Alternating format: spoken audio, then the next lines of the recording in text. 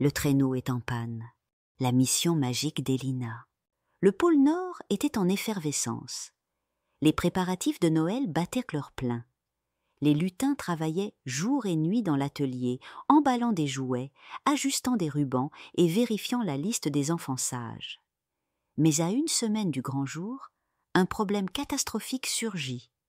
Le traîneau du Père Noël était hors service. Dans l'immense hangar où était entreposé le traîneau, une scène de panique régnait. D'épais nuages de fumée s'échappaient de l'engin magique et les lutins techniciens couraient dans tous les sens, leurs visages marqués par l'inquiétude. Le Père Noël lui-même, habillé de sa célèbre tenue rouge, se tenait près du traîneau, les bras croisés, son visage habituellement jovial, marqué par l'anxiété.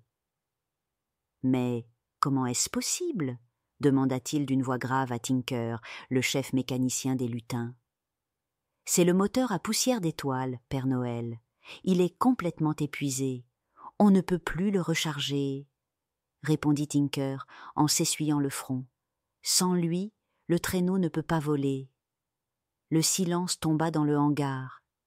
Les lutins se regardaient, désemparés. Livrer les cadeaux sans traîneau, c'était impensable.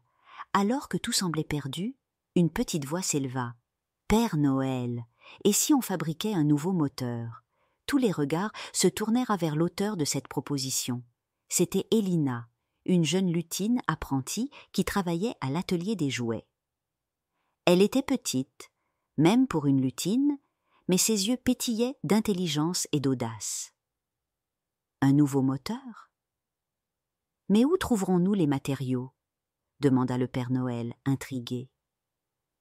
Nous avons besoin d'une nouvelle poussière d'étoiles. Mais pour cela, il faudra aller en chercher au sommet du mont Givré, là où se trouve la source de magie la plus puissante du pôle Nord, expliqua Elina avec détermination. Un murmure d'appréhension parcourut l'assemblée.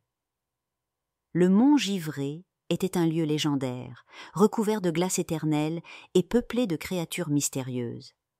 Aucun lutin n'y était allé depuis des siècles. « Très bien, Elina, » dit le Père Noël.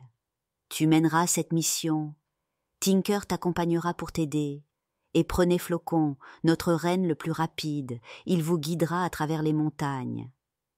Elina hocha la tête, déterminée. Elle savait que le sort de Noël reposait sur ses épaules. Le lendemain matin, Elina, Tinker et Flocon partirent en direction du mont Givré. La neige tombait doucement, recouvrant le paysage d'un manteau blanc scintillant. Flocon trottait avec assurance, ses sabots laissant des empreintes nettes dans la poudreuse. « Tu crois vraiment qu'on va trouver cette poussière d'étoiles ?» demanda Tinker, qui n'était pas très rassuré. « Je sais qu'on peut y arriver, » répondit Elina avec un sourire confiant. « Si on ne fait rien, les enfants n'auront pas de cadeaux. Et ça, c'est impensable. » Le voyage fut long et semé d'embûches. Ils traversèrent des forêts gelées, où les arbres semblaient murmurer des secrets anciens. Ils franchirent des rivières gelées, où la glace craquait sous leurs pas. Mais rien ne les préparait à ce qui les attendait au mont Givré. Après 3 jours de marche, ils arrivèrent enfin au pied du mont Givré. Sa silhouette imposante se découpait sur le ciel étoilé, et au sommet, une lueur argentée brillait faiblement, la poussière d'étoiles. Mais à peine avaient-ils commencé leur ascension qu'un grondement sourd résonna. 2 immenses créatures faites de glace surgirent devant eux. Leurs yeux brillaient d'une lumière bleue intense et leurs voix étaient graves comme des avalanches. « Qui ose s'aventurer sur le mont Givré ?» gronda l'un des gardiens. « Nous venons chercher la poussière d'étoiles pour réparer le traîneau du Père Noël, » répondit Elina, sans reculer. Les gardiens se consultèrent du regard. « La poussière d'étoiles est sacrée.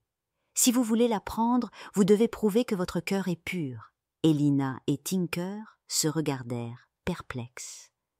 Comment prouver la pureté de leur cœur ? Les gardiens posèrent une énigme. Qu'est-ce qui brille plus fort que les étoiles et réchauffe même le plus froid des cœurs? Elina réfléchit intensément. Tinker, lui, semblait perdu. La lumière de l'amour, répondit enfin Elina. C'est l'amour et la générosité du Père Noël qui rendent Noël magique. Les gardiens se mirent à sourire, et leurs formes glacées s'adoucirent. Tu as répondu avec sagesse, petite lutine. La poussière d'étoiles est à vous. Elina et Tinker remplissaient une petite fiole de la précieuse poussière. Ensuite, ils redescendirent la montagne aussi vite que possible. Mais le chemin du retour ne fut pas sans danger. Une tempête de neige se leva, rendant la visibilité presque nulle. Flocon, courageux, trouva un abri dans une grotte pour qu'ils puissent se reposer. Une fois la tempête passée, ils atteignirent enfin le pôle Nord, où tout le monde les attendait avec impatience. Avec la poussière d'étoiles, Tinker et son équipe de lutins parvinrent à réparer le moteur magique du traîneau. Ils y ajoutèrent même quelques améliorations, rendant le traîneau plus rapide que jamais. Le Père Noël, soulagé, remercia chaleureusement Elina. « Grâce à toi, Noël est sauvé. Je savais que je pouvais compter sur toi. » La veille de Noël, tout était prêt. Le traîneau s'éleva dans le ciel étoilé, tiré par les rennes qui brillaient de 1000 feux. Le Père Noël et son équipage survolèrent le monde entier, apportant des cadeaux et de la joie à tous les enfants. Et pendant ce temps, au pôle Nord, Elina, épuisée mais heureuse, regardait le ciel en se disant que cette aventure resterait gravée dans son cœur pour toujours. Car quand on croit en la magie de Noël et en la force de l'entraide, rien n'est impossible. Bonne nuit, mes petits rêveurs.